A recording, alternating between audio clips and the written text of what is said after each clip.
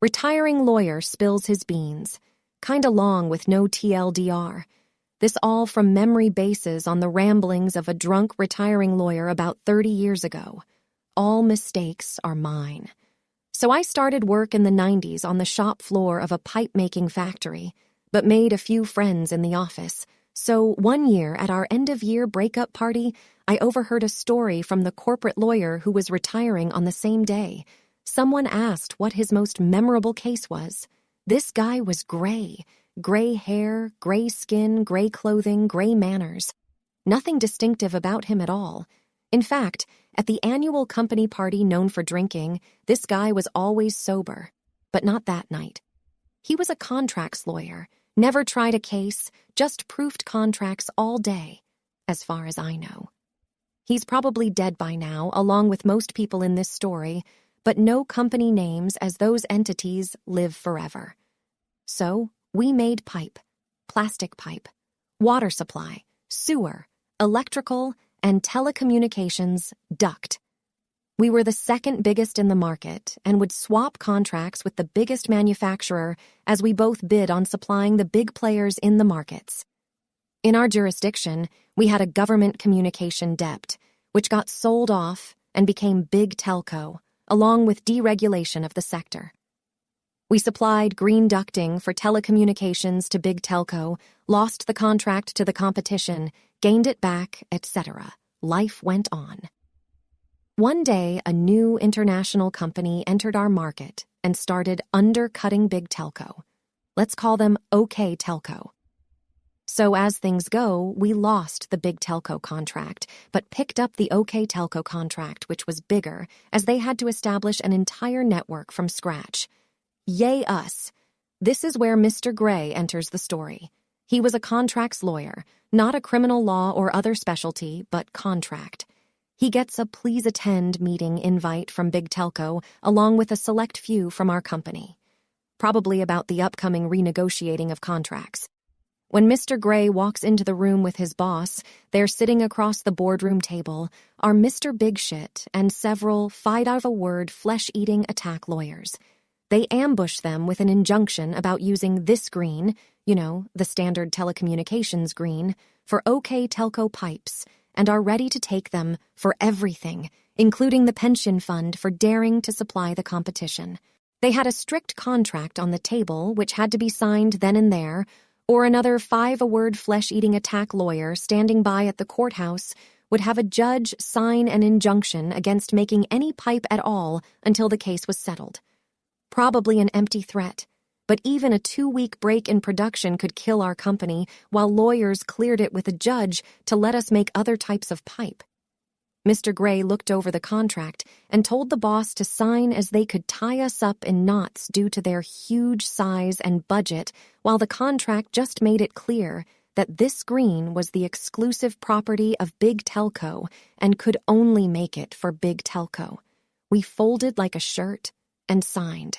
Life went on with us, making OK Telco, that green pipe. A few months later, Mr. Gray went to a 20-year reunion from his law school. Guess who was there?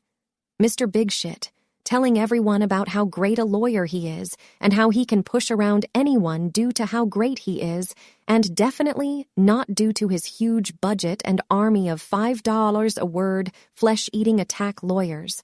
Mr. Gray is pissed. Mr. Gray bides his time and pores over the contract.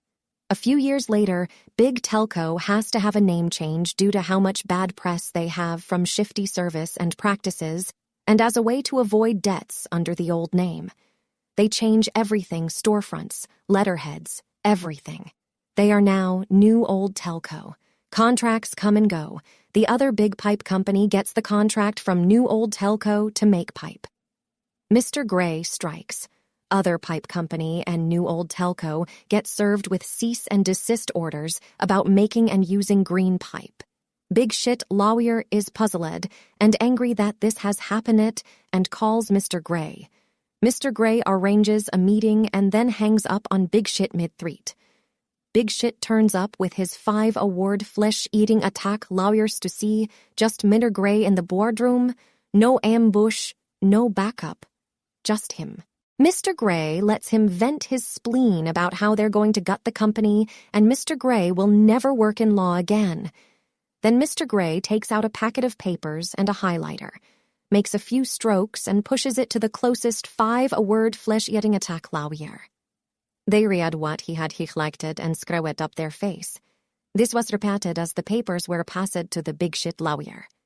I'm no lawyer, and this was about 30 years ago, so I can only paraphrase what Gray said he had highlighted. Only our pipe co., in conjunction with Big Telco, can make and or use this green pipe, exclusively, with no substitutes, parent or child companies, successors, or blah blah blah. Since there were only 2 companies listed on the contract, they were the only 2 sets of people who could decide the fate of this green pipe. Big Shit said that they could claim ownership of the pipe color since they were, in effect, just a rebranded Big Telco.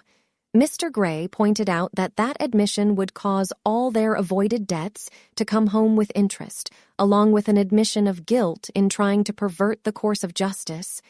Big Shit then claimed that they inherited the ownership. Mr. Gray cut him off with the No Child Company clause. Big Shit went on for a while, being blocked by Mr. Gray at every turn, and at the end even his 5-word flesh-eating attack lawyers were jumping in to shut him down because he was exposing them to risks greater than any of them were willing to be a part of, especially since they had made the contract as airtight as they could to screw us. As they were leaving, Mr. Gray said 2 things. This was an unfair fight. All if you versus me. Next time, bring more and smarter lawyers. And since we now effectively control the this green, here's a document making the color public domain. We don't want to screw the other pipe company. It's not their fault they have idiots for customers.